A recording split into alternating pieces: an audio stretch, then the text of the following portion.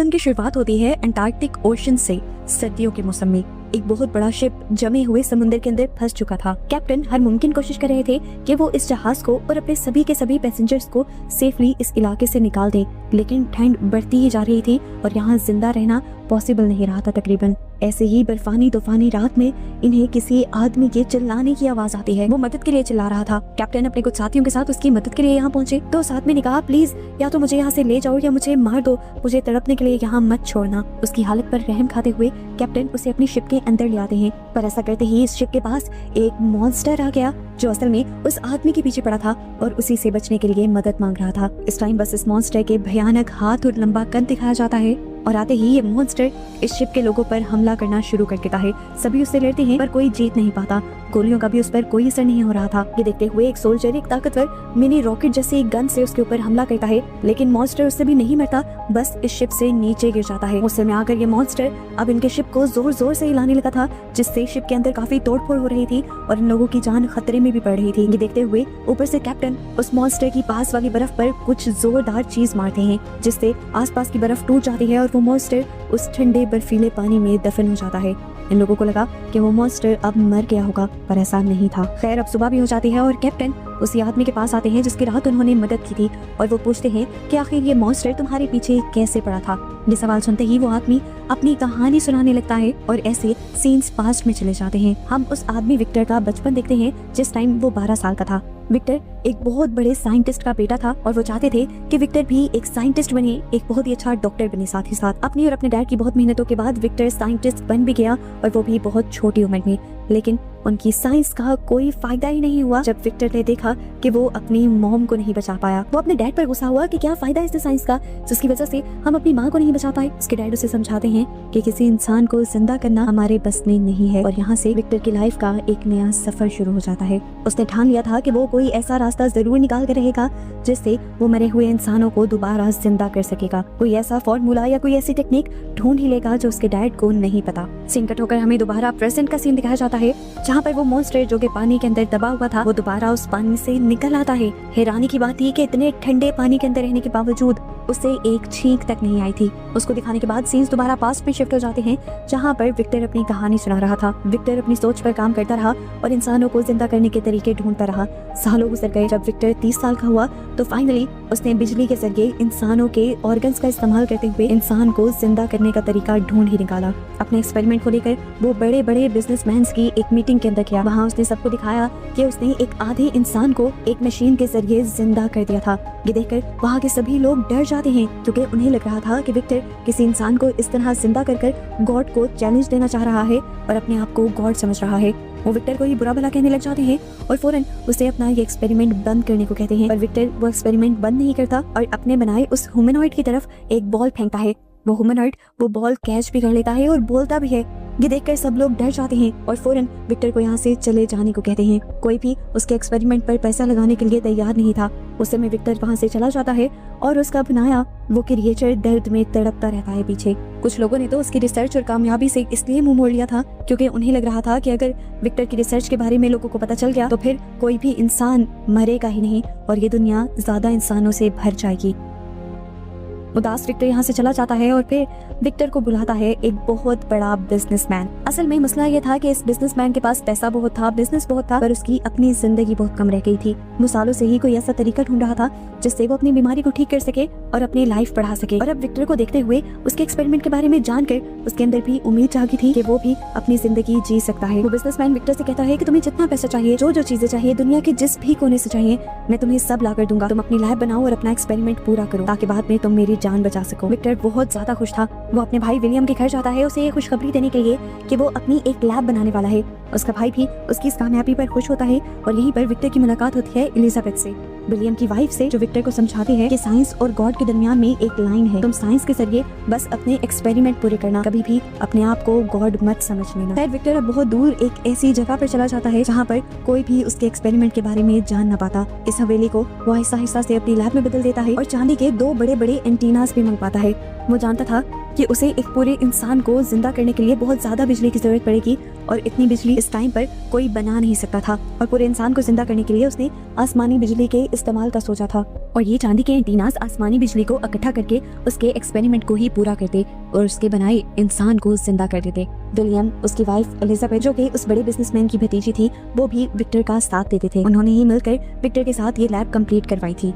Lab के बनने के बाद विक्टर ने काफी एक्सपेरिमेंट किए पूरे इंसान को जिंदा करने के, पर वो एक्सपेरिमेंट्स में कामयाब नहीं हो पाया। तब एलिजाबेथ ने उससे कहा, ऐसे नहीं, तुम बिल्कुल शुरू से शुरू करो, अपने ऊपर गौर करो, जैसे तुम हो वैसा ही उसे बनाओ। विक्टर एलिजाबेथ की बात समझ गया और उसने अपना एक्सपेरिमेंट नए सिरे से शुरू किया। उसने अपनी बॉडी के मूवमेंट्स पर ध्यान दी और अपने बनाए ह्यूमनॉइड को मूव करने के लिए उसने स्केलेटन और मसल्स को कुछ तारों से जोड़ा, जिसकी वजह से वो अपने हाथ पांव हिला सकता था, चल सकता था।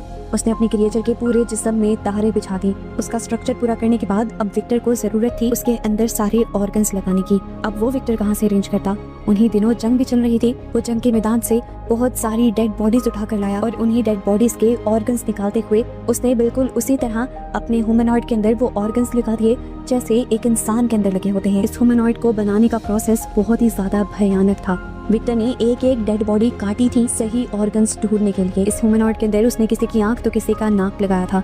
आखिर जब वो अपनी तरफ से इस पूरी बॉडी को पूरा कर लेता है तो वो इसका नाम फ्रैंकेनस्टाइन रखता है। इस बॉडी के दिल को वो एक पावर मशीन के साथ जोड़ देता है जो बिजली के जरिए उसके दिल को जिंदा कर देती। बॉडी बनाने के बाद उसे बस इंतजार था तो बस एक गरज चमक के साथ तूफान का, जब आसमानी बिजली उसके चांदी के एंटीनास पर गिरती और वो एंटीनास इस ह्यूमनॉइड को जिंदा कर देते। उसने इस ह्यूमनॉइड का नाम फ्रैंकेनस्टाइन रखा था। एक दिन ऐसे ही तूफान आ भी जाता है। विक्टर को लगता है कि आज उसका एक्सपेरिमेंट पूरा हो जाएगा और उसी दिन वो बिजनेसमैन जिसने ये पूरा एक्सपेरिमेंट करवाया था वो भी विक्टर के पास आ जाता है। विक्टर उससे पूछता है, देखो आज एक्सपेरिमेंट पूरा हो जाएगा, तुम मुझसे क्या चाहते हो? वो आदमी कहता है, मैं और क्या चाहूंगा, मैं बस यही चाहता हूँ कि जब मैं मर जाऊं तो तुम मुझे भी इस बॉडी की तरह ही जिंदा कर देना, और अगर तुम मुझे जिंदा नहीं कर सकते तो मेरा दिल और दिमाग इस बॉडी में डाल देना। ये सुनकर विक्टर कहता है, नहीं, मैं अपनी बॉडी के साथ और छेड़छाड़ नहीं करूंगा। ये सुनकर उस बिजनेसमैन को गुस्सा आ जाता है और उन दोनों के दरमियान में लड़ाई हो जाती है। ऐसे ही लड़ाई में वो बिजनेसमैन भी नीचे गिरता है और मारा जाता है। आसमानी बिजली भी उन टॉवर्स पर गिर जाती है जो विक्टर ने बनाए थे, लेकिन उसके बावजूद भी विक्टर देखता है कि उसका एक्सपेरिमेंट नाकाम था। वो ह्यूमनॉइड यानी फ्रैंकेनस्टाइन जिंदा नहीं हुआ था। विक्टर अब पूरी तरह टूट चुका था। उसकी सालों की मेहनत बर्बाद हो गई थी, इसलिए वो थक कर सो गया। सुबह जब उठा उसे अपनी आंखों पर यकीन नहीं आ रहा था। फ्रैंकेनस्टाइन चल सकता था, उसकी आंखों के सामने खड़ा हुआ था। पट्टियों में बंधी हुई अपनी इस क्रिएचर को देखकर वो खुद ही डर जाता है। उसकी चाल चलन बहुत ही ज्यादा अजीब थी। जाहिर सी बात थी कि एक नॉर्मल इंसान तो था नहीं, तारों से जुड़े हुए क्रिएचर की चाल चलन ऐसी ही होती है। वैसे भी इसके जिस्म का हर हिस्सा तो किसी दूसरे इंसान का था। छोटे छोटे टुकड़ों में बटा हुआ ये क्रिएचर काफी भयानक दिख रहा था। विक्टर को खुद भी फ्रैंकेनस्टाइन से काफी डर लगता था, इसीलिए उसने फ्रैंकेनस्टाइन को एक खुफिया कमरे में बंद कर दिया। विक्टर ने नोटिस किया था कि इस बड़ी सी क्रिएचर का दिमाग बिल्कुल एक पैदा हुए बच्चे के बराबर है। विक्टर अब उसे बोलना सिखाता है और सबसे पहले उसे नाम देता है अपने ही नाम पर और उसके सामने बोलता है, आई एम विक्टर। और फ्रैंकेनस्टाइन भी बिल्कुल उसी अंदाज में पर अपनी भयानक आवाज में बोलता है, आई एम विक्टर। हर गुजरते दिन के साथ विक्टर उसे आम इंसानों वाली लाइफ सिखाने की कोशिश करता रहा, लेकिन विक्टर एक बात भूल गया कि दिमागी तौर पर फ्रैंकेनस्टाइन एक बच्चा है और उसे एक बच्चे की तरह ट्रीट करना होगा। कुछ दिन गुजरते हैं। विलियम अपनी वाइफ एलिजाबेथ के साथ विक्टर से मिलने के लिए आते हैं और उसके आने पर विक्टर घबरा जाता है क्योंकि विक्टर एलिजाबेथ के अंकल को मार चुका था। विक्टर अभी एलिजाबेथ से मिलता नहीं तो एलिजाबेथ को तहखाने से कुछ आवाजें आती हैं। वहाँ जब वो जाती है तो उसका सामना हो जाता है फ्रैंकेनस्टाइन से। वो उसे देखकर बहुत ज्यादा हैरान थी और विक्टर की कामयाबी पर खुश भी थी। फ्रैंकेनस्टाइन को देखकर वो कहती है, तुम तो बहुत बड़े हो। और यहाँ फ्रैंकेनस्टाइन उससे उसका नाम पूछता है और एलिजाबेथ उसे अपना नाम बताती है। एलिजाबेथ भी अब फ्रैंकेनस्टाइन को चीजें सिखाने की कोशिश करती है। वो उसे 3 नाम बताती है, पानी, हवा और आग। विक्टर जब ये नोटिस करता है कि फ्रैंकेनस्टाइन उसकी सिखाई बातें नहीं समझ रहा बल्कि एलिजाबेथ की सिखाई बातें समझ रहा है क्योंकि वो बच्चों के लेवल पर आकर उसे समझा रही है, तो उसे थोड़ी सी जेलसी फील होने लगती है। इसी गुस्से में वो अपने भाई विलियम के पास जाता है और उसे कहता है, तुम फौरन एलिजाबेथ को यहाँ से ले जाओ, जो क्रिएचर मैंने बनाया है वो बहुत खतरनाक है, उसी ने एलिजाबेथ के अंकल को भी मार दिया है। वो विलियम को एलिजाबेथ के अंकल की लाश भी दिखाता है और कहता है कि अगर तुम्हें अपनी और अपनी वाइफ की जान प्यारी है तो आज ही यहाँ से चले जाओ और मैं अपनी इस क्रिएचर को भी खत्म कर दूंगा। विलियम भी विक्टर की बात मानते हुए एलिजाबेथ को लेकर यहाँ से बाहर निकल जाता है और उनके निकलते ही विक्टर भी इस पूरे महल के अंदर पेट्रोल डालकर आग लगा देता है, जिसकी वजह से ये पूरा महल ब्लास्ट हो जाता है और विक्टर भी उड़कर बाहर निकलता है। उसकी टांग इतनी बुरे तरीके से जख्मी हुई थी कि पूरी की पूरी टूट गई थी और बस कुछ व्हील्स के साथ ही बामुश्किल वो अपनी बॉडी के पिछले हिस्से से जुड़ी हुई थी। विक्टर की हालत देखते हुए विलियम परेशान हो जाता है और उसे भी अपने और एलिजाबेथ के साथ लेकर शहर चला जाता है। जिसके बाद सीन यहीं से कट होकर मूवी दोबारा प्रेजेंट में आ जाती है, जहाँ प्रेजेंट में हमें दिखाया गया था कि फ्रैंकेनस्टीन पानी से सही सलामत निकल आया था और अपना बदला लेने के लिए अब वो शिप के अंदर भी चला गया था और उसने शिप के कुछ हिस्सों में आग लगाना भी शुरू कर दी थी। अब कैप्टन खुद फ्रैंकेनस्टीन के सामने जाता है और उससे पूछता है, क्या विक्टर ने यानी तुम्हारे डैड ने जो कहानी सुनाई है वो सच है? क्या तुम वाकई में इतने खतरनाक हो कि इंसानों को मार देते हो? फ्रैंकेनस्टीन कहता है, नहीं, वो आधी सच्चाई है, मैंने किसी इंसान को कभी नहीं मारा। हाँ, मैं ये जरूर मानता हूँ कि मुझे विक्टर पर गुस्सा है, मैं उससे बदला लेना चाहता हूँ उस चीज का जो उसने मेरे साथ किया। उसने मुझे चलते हुए महल में छोड़ दिया था, मैंने बहुत मुश्किल से अपनी जान बचाई और बेसमेंट के रास्ते से होता हुआ मैं बाहर निकल आया। वो रास्ता जंगलों में निकलता था, मैं जंगलों में कई सालों तक भटकता रहा। वो कहता है कि विक्टर ने तो कभी इस बात का भी ख्याल नहीं किया कि मैं एक बच्चा था दिमागी तौर पर, मैं उस दुनिया में कैसे जीता। मैंने मुश्किलें सही, जानवर तक मुझे देखकर डर कर भाग जाया करते थे, मैं बहुत अकेला था। जंगल में कुछ शिकारी मुझे देखते तो फौरन मुझ पर हमला करने लग जाते क्योंकि वो मुझे शैतान समझते और मानते थे। ऐसे ही एक और मर्तबा कुछ शिकारी उसे देखते हैं जिनसे बचकर वो भाग नहीं पाता और शिकारी उसे गोलियां मार देते हैं। अपनी जान बचाने के लिए वो यहाँ से भागता हुआ एक घर के पास आता है और उसमें छुप जाता है। जब उसे होश आया तो उसने देखा कि उसके सारे के सारे ही जख्म भर चुके थे। फ्रैंकेनस्टीन हैरानी से सब कुछ बता रहा था। वो कहता है, मैंने फिर उस घर में देखा, उस घर में काफी सारे लोग रहते थे प्यार से। मुझे भी एहसास हुआ कि मेरी भी ऐसी ही एक फैमिली होनी चाहिए, ऐसे ही लोग होने चाहिए जिनके साथ मैं बात कर सकूं। फ्रैंकेनस्टाइन देखता था कि एक ओल्ड मैन अपनी ग्रैंड डॉटर को कुछ पढ़ाया करता था। छुपकर वो सारी बातें समझता, उनकी लैंग्वेज को सुनता, वो सीखता और उनके बिहेवियर को नोट करता था। फ्रैंकेनस्टाइन के दिल में भी ये उमंग जागती है कि वो भी इस फैमिली का हिस्सा बन जाए। वो देखता था कि किस तरह फैमिली के लोग अपने अपने कामों पर जाते हैं और घर की जरूरतें पूरी करते हैं। उसने भी लोगों की मदद करने के लिए घर की जरूरतें पूरी करने का फैसला किया। कभी वो जंगल से ढेर सारी लकड़ियों के बंडल तोड़कर लाकर इनके पास रख देता था, कभी वो हिरन का शिकार करके हिला देता था। ये फैमिली हैरान तो होती है कि आखिर इनकी मदद कौन कर रहा है। तब ग्रैंडपा ये कहकर टाल देते हैं कि हो सकता है कि गॉड हमारी मदद कर रही हूँ। खैर, कुछ अर्सा गुजरता है और ये फैमिली घर छोड़कर शहर जाने का फैसला कर लेती है, पर इनके ग्रैंडपा यहीं रह जाते हैं। पता चलता है कि ग्रैंडपा देख नहीं सकते थे लेकिन वो सुन जरूर सकते थे और वो हमेशा से ये बात जानते थे कि फ्रैंकेनस्टीन उनके घर रह रहा है।